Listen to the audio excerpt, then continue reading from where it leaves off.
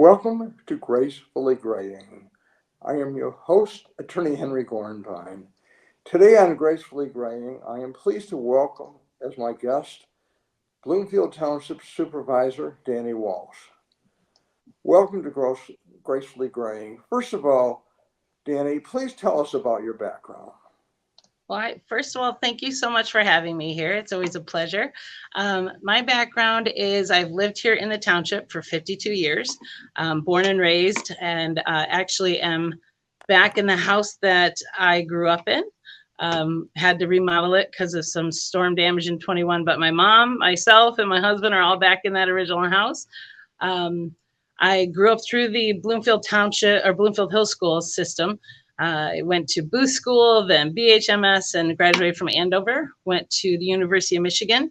And during COVID, since I have ADD and can't sit still very well, I actually went back for a double master's in a master's of public administration, which is like a business degree for the public sector, and master's of public policy. Work-wise, my background has varied quite a bit, doing the same kind of things, but in different industries. So, for example, I started in commercial lending, then went to the medical field, dealing with manufacturers for medical supplies. I worked in green energy solutions, companies that do cultural training for Fortune 500 when they're sending expatriates across to work for GM or Ford or any of them, and operational management, strategic planning. So, although there's different industries over the 30 years, it's been the same concept of you have something that's amazing. How do you make it better, more efficient, more receptive to what at that time was buyers? Now are my buyers, my stakeholders are my fellow neighbors. I can definitely say my most important job has been representing the township, first as a trustee and now a supervisor, because it truly is. It's not just a business. This is home. This is important. So although the first 30 years got me to being here, this is honestly my favorite thing. Supervisor Dani Walsh, what prompted you to run to become the Bloomfield Township Supervisor? Well, you can just call me Dani. I'm not too big on titles. And most people aren't really sure what a supervisor is because they're used to the city terms of city manager and mayor. But what prompted me was I actually didn't think I'd ever get into politics. I originally went to U of M for political science, and after 2 years switched majors into science with a business under a business minor. But watching how when I remember across the street from me was a horse farm. Now it's beautiful homes. So our development tended to be mostly residential or anything that benefited the residents, like restaurants or small retail. We used to have like Roz and Sherm. We had all these amazing things for the township. And when I heard that what used to be at Maple and Telegraph on the northwest corner was a Vic Tanny's, Hogan's, and Bojack's, that whole area was going to be knocked down, and there was going to be a storage facility, 24-hour storage facility, that's 4 stories. So it would have been the largest building in our township. It would have been 24 hours. And it is not something that benefits the residents. And it usually involves transient movement. It increases rat issues and the lighting issues. So friends in Foxcroft warned me what was happening. So we kind of got 150 people to show up to that meeting and stop it. And I thought, wow, how did something like this almost happen in Bloomfield Township? I mean, it's unfathomable. So I thought, well, I better start paying a little bit of attention. So that was 2015, I believe that happened, 2014 or 2015. And then in 2016, after seeing, again, just more things that didn't feel like Bloomfield Township, I decided to run for trustee. And after 4 years of that, realizing this is really similar to everything I've ever done. It's an amazing township, which you consider as a product. It has a wonderful workforce, which are your coworkers. And it's just not there anymore. It's kind of like I always mention that we were like BlackBerry. I loved my BlackBerry. I never thought I would ever leave BlackBerry. Every time there was a new BlackBerry, I'd buy it. And then they just stopped. They stopped evolving. They got to the top. They figured we're BlackBerry. Nobody will ever knock us off. And then up comes iPhone. And as iPhone kept getting better and better, BlackBerry kept looking worse because it never evolved. And the saying that you got here is what you would hear probably from them is, this is the way we've always done it. No need to change, until it's too late and you're all of a sudden gone. So we had that happen in 2019. No changes, no adjustments for 50 years created a budget crisis where all of a sudden, even though they had been subtly cutting police and fire and everything along the years to try and survive, since they hadn't changed the way they forecast trending, any budget 101 concepts, we were in a budget crisis and we were cutting services, cutting staff. And it was an embarrassment to find out by the state that something as important as our other OPEB, which is other pension, other post-employment benefits. We had $164 million structural deficit, and we were at the bottom of the state for funding. So while neighbors were funded 80%, 60%, that was us down at 6%. It was us in the city of Inkster. So that whole concept of, wow, we got here because nobody's thinking evolution. Nobody's thinking, how do you make it get better? And that's when I decided to run for supervisor.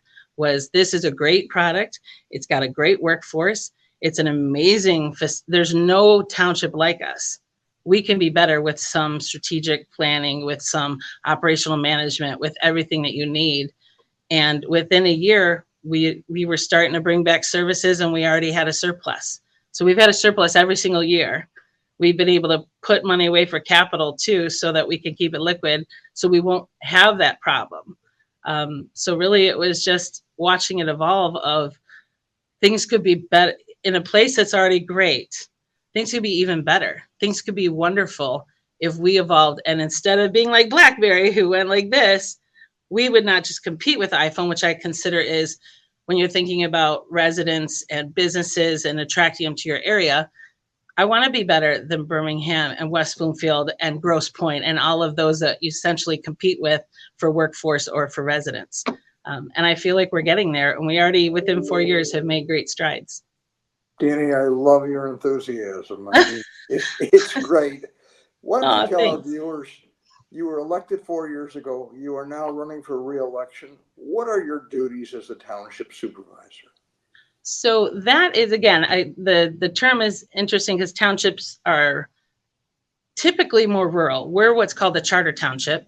So my role is a little bit more like a city manager and a city mayor in one. So I make jokes that townships are very efficient and frugal. So instead of two people, we do it in one job. So by day, my responsibilities are, I have to develop, the biggest statutorial responsibility is I develop and oversee the budget. That is approximately, when you add in all of our large general fund, the operational fund, all of our enterprise funds, such as water and sewer, it's about $135 million. We have 13 departments. I run 11 of them. That includes, I don't want to forget any of my department heads, but that includes police, fire, senior center, building, planning, ordinance, engineering and environmental services, cable, IT, accounting, assessing. I think I got them all. So then there's the other two departments are run. There's the clerk's department, which is run by Clerk Brook, and the treasury department, which is run by Treasurer Shostak. So I oversee, we have about 300 employees, 255 full-time, the rest are part-time, and I oversee all but 10. So it's a big job, but I do love it. That's the daytime. The nights and weekends is the mayor version, I guess, of it, where you get to shake hands and kiss the babies. I run board meetings. Sometimes those are easy and quick. Sometimes, like our last one, it goes on for 5 hours because we did have some issues in the community. So that is, to me, one of the most important as well, is keeping calm. It's natural, unfortunately, for some elected officials, especially when you're thinking like partisan areas of state and federal, you have to keep this community calm and you have to keep the board calm. So that in itself is a full-time job, but it is one of my favorite things, because I don't know if you remember how much drama used to be at the Bloomfield Township board meetings. but you used to have infighting. You also had issues of pitting people against each other. We've gotten rid of that. We have 7 people who just show up and do the work and do what's necessary. And it's been an honor to serve with them.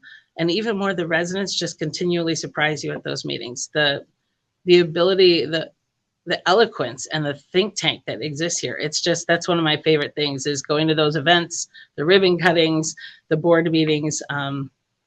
That's where you get to actually get that hands-on learning from the residents of what they want. Danny, I remember some of the acrimony that went on years ago. So yes, it's nice to work from a calm environment. Yes. Tell us about your goals, and you alluded to it a little bit about how the fact that fiscally we were in trouble and now we're not. What are some of your goals for fiscal responsibility, and how are you achieving them? So each year it kind of evolves different. The first year it was saying, what happened? How do we get here? And how can we quickly do some immediate fixes? So that first year was realizing a lot of the issues were not, again, that budget 101 of, you can't just look at what do you have in front of your face right now. And these were 1-year budgets. There was no long-term planning. There might have been in water and sewer because there's long infrastructure.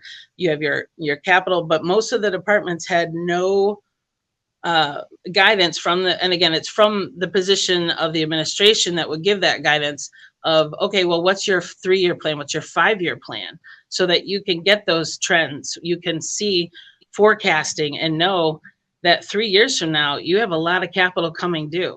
And that's what happened at that perfect storm of when the state said you're underfunded here, and they hadn't planned for all these vehicles they still needed to buy. We were $4 million short because nobody thought about what's next year.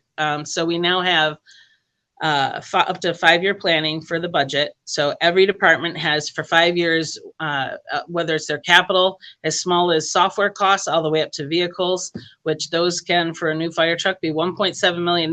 For a snowplow, it's over $500,000. So one vehicle can throw off your budget. So having that plan of knowing what's coming when, you can forecast for it.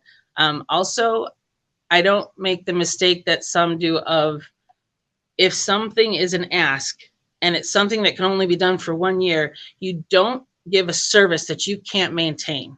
So when we were not fixing budget issues and had to cut services, that was horrible, because those are services that we as residents get used to.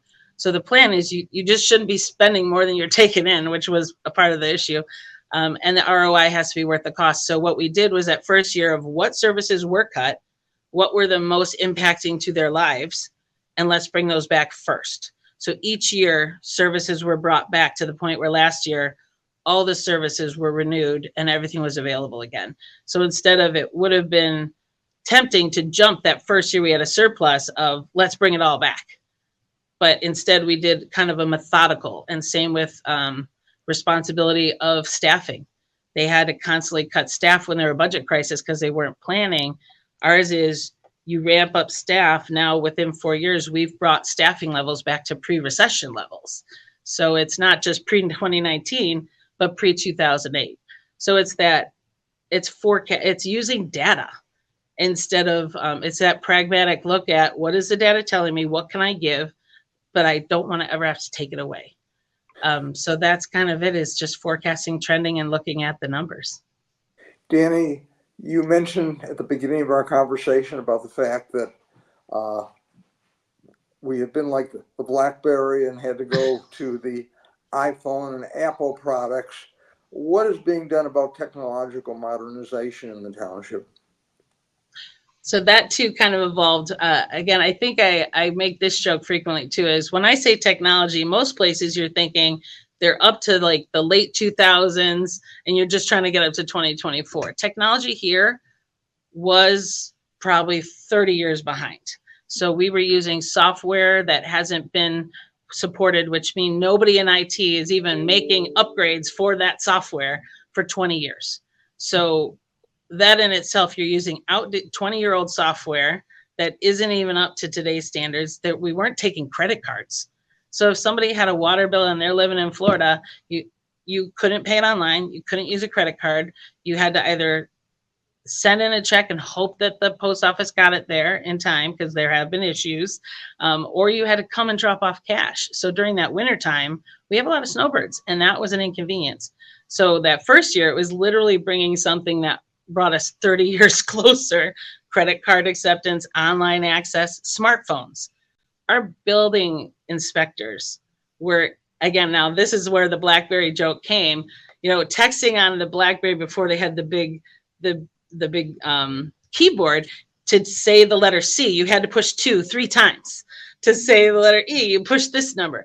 They were using those kind of phones in the field. How do you email or check your schedule when you're out and about looking at what house do I go to next on those kind of phones? They didn't even have smartphones. So the first year was literally catching us up to the early 2000s. And then the next 2 years was going through each department, seeing who's the most paper-based.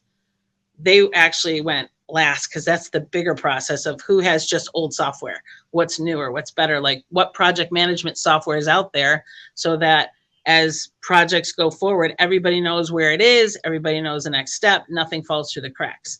So we went through and updated software, updated equipment such as dual monitors, better laptops. And then the third year, we really started looking at, okay, now technology is app. We didn't have a township app where somebody could be on a sidewalk, they see a problem, they click the picture, send it through the app, and we can get out there. Also, it gives them news of what's happening. We didn't have a strong video part of our cable, because previously it had been run by newspaper directors. So we ended up realizing we needed somebody who knew more about YouTube and streaming, like what you're doing right now. This is how the world does communicate, especially since 2020 in many ways. So getting the new leadership in cable to help guide the vision of the future. And right now we're in the process, which started last year, of disaster recovery when a tornado hits our area, being paper-based and having everything on your servers locally, meaning everything's stored here in these buildings. If a tornado hit, how do you provide services? How do you pay employees? How do you even open the doors when there are no doors there? So now everything's moving to our safer cloud. So there's different feelings about the cloud. These are all dual, triple factor, all very safe, so that if something happens here, we can mobilize in another building and continue all services, because all of everything is backed up, whether it's our assessing department, our accounting department, our public safety access, all of it will be safely, that if anything were to happen with a tornado, as those are kind of increasing with the differences in the climate, we'll be ready to continue without any other disaster of telling our citizens, sorry, we weren't ready and all our servers were in that building. So that's where now it's that kind of boring part of technology, of the backups part. What's important, and you're Yes. really covering it well. What are some of the issues regarding public safety in the township? So that has been an issue probably since most noticeable since the recession. So in 2008 and 9, obviously there was a huge hit in our area on the ability to continue at the rates everyone was. So there were a lot of layoffs. The recession was rough. So we went from, at pre-recession, we had 67 officers. Well, I'll start first with fire, because that one's already solved and done. And honestly, people didn't even know how dangerous it was. And neither did I, even as a trustee, until I got to see the numbers as a supervisor. Our fire department was so understaffed with all the cuts over those 15-year or 10 to 15-year period, that they need 15 people on staff to run each department. Each fire station. We have 4. So that they can have all of the equipment, whether it's ambulances, fire engines, trucks, all of it available if there's a medical crisis or a fire. If it goes below 15, then we have to take equipment out. Well, they were so understaffed, they were only at 17, which sounds like, oh, but they have 2 extra. But in their contract, if they're sick, mind you, they can't come in. But even worse, they get injuries. There are constant injuries with firefighters and police because of their line of work.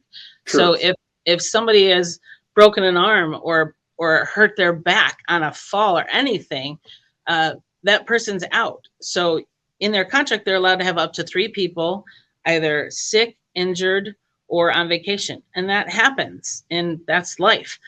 There were times we had to pull ambulances out of service or pull an engine out of service. And we as residents had no idea, because as a trustee, I didn't know that was going on. So the first thing I did was fire, because I didn't want any of that to happen. So we had new chiefs in the fire and in police. So Chief Leroy reached out and we said, okay, so what's our staffing level each year? Again, we didn't want to jump all the way back to 2008, or actually now we're higher. We needed to systematically say, how many do we add each year? So realistically, the International Association of Firefighters has suggestions of how many you really should have.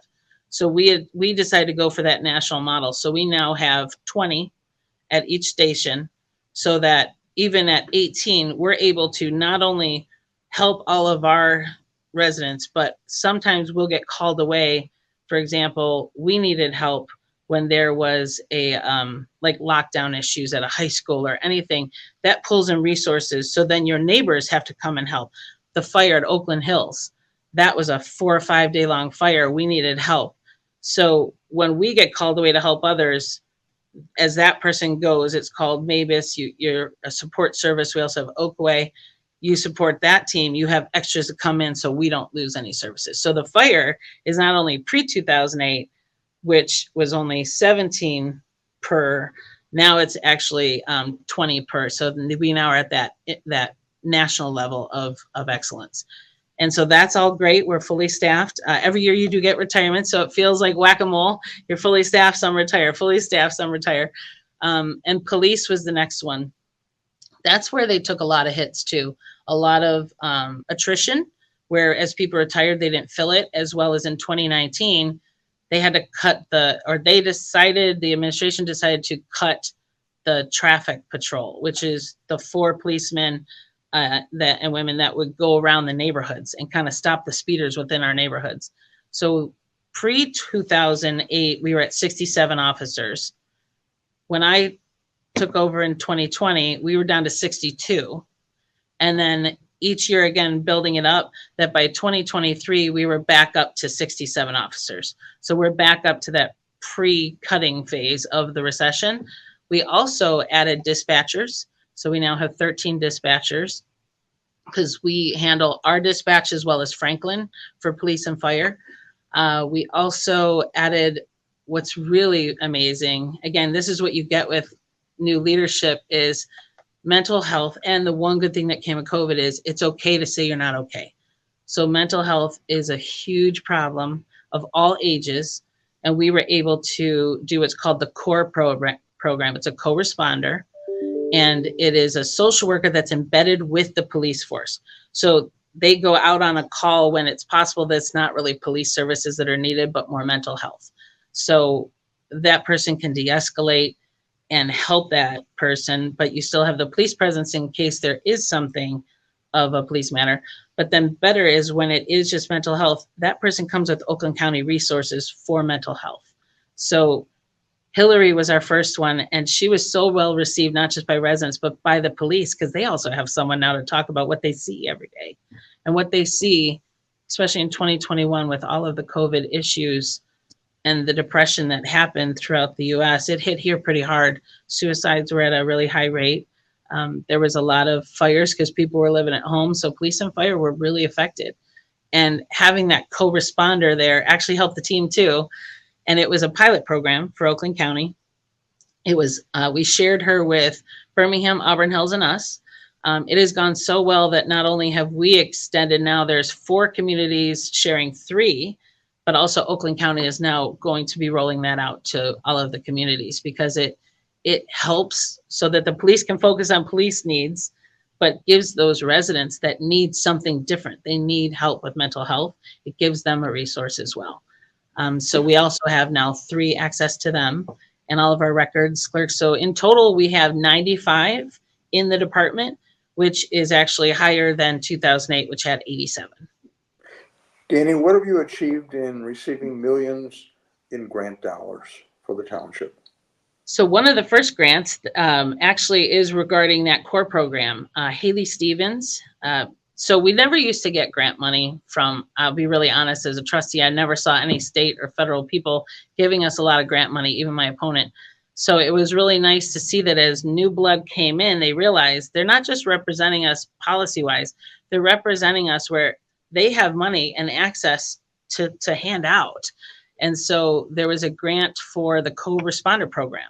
So it's $250,000 a year. We're in our third year. So that's up to $750,000 now. The biggest one that I'm really proud of is our TAP grant from SEMCOG and MDOT. It was almost $1 million. It was 970 some $1,000. There's almost $1 million. And it is the sidewalk program that is connecting Telegraph, the two sides. And this was a discussion in SEMCOG is all these really large roads literally divide your community on sides. So you have Telegraph Road where as a kid, there was Showcase Pontiac was actually there. And if your mom dropped you off on the wrong side for the movie, you had to run across 8 lanes of traffic to get to the other side. It's not safe.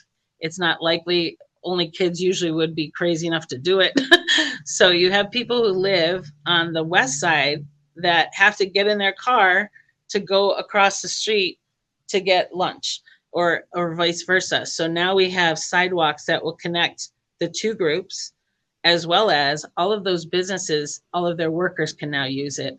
And we have an Olympic training center that's going to be opening up really. There's going to be breaking ground soon up in that area. So there'll be athletes that will be living there and wanting to walk to shopping and eating. So that grant helped us do this project that has been on our books for almost 20 years because Safety Pass started in, mine was the first year around 1999 or so on my street. So for 20 years, they couldn't do this because of the cost and the overwhelming project. So the SEMCOG is the Southeast Michigan Council of Government. It's a group I'm highly involved with, and MDOT, the good partnership Lori and I have there. We worked with the two of them, and they both co-funded the grant for that, and it was almost $1 million. Recently, Samantha Steckloff gave us $300,000. That was for police communications as well as turnout gear for the fire. We're using that for helmets because that keeps all the carcinogens on there, and the cost of the machinery for the helmet cleaning is $50,000. So it's one of those things that grants can help you acquire safety that you may not be able to get on your own. We also had a $180,000 EOC grant for our Emergency Operations Center, where if, God forbid, a tornado hits and we need to run out of a center, it has all the technology and everything we need to run from that section. We had that was from Andy Levin. We had a $500,000 SOAR truck grant from Mari Manugian, who actually took the seat of my opponent. And so as SMART gave us money for vehicles, it's just there's so many people now that we've reached out to saying, we have all these amazing ideas, we need your help. And they're receiving it well. And we're happy to be recipients over the last 4 years. That's helped their budgets tremendously. Dani, I love your enthusiasm. We're running out of time. Sorry. Before we sign off. All right. The one thing I really love is I was watching your program, and I love your focus on seniors. And something that I love about the township is our focus on seniors. I don't know if you've spoken with Christine before. She's our director. She's amazing. And I love, one of the things I'm most proud of is we focus on helping people age gracefully and live in place. So whether our senior center services are for fitness, people love the fitness things there, or for important things such as transportation and medical, Meals on Wheels, our adult day services, our friendship club for people with dementia and their caregivers. There's so much that we focus on in helping because we are one of the most mature in Oakland County in age. So one of the things I'm really most proud of is that we continue to try and see what else can we do. And I know we have a new program that we got another grant from Oakland County for, and that's going to be helping minor home repair is going to also extend now to snow removal. If you qualify for our minor home repair, you also now could qualify for help on it's a health risk for somebody at a certain age to try and get out there and shovel that snow. So that's another one that we're going to be able to offer starting this year. Dani, thank you so much for being our guest on Gracefully Graying. I really appreciate it. I wish you best of luck in your campaign. I want to thank our viewers for watching Gracefully Graying. And of course, I want to thank our sponsors for making Gracefully Graying possible. And of course, I want to thank Bloomfield Township and Bloomfield Cable. Thank you so much. Thank you. I appreciate you.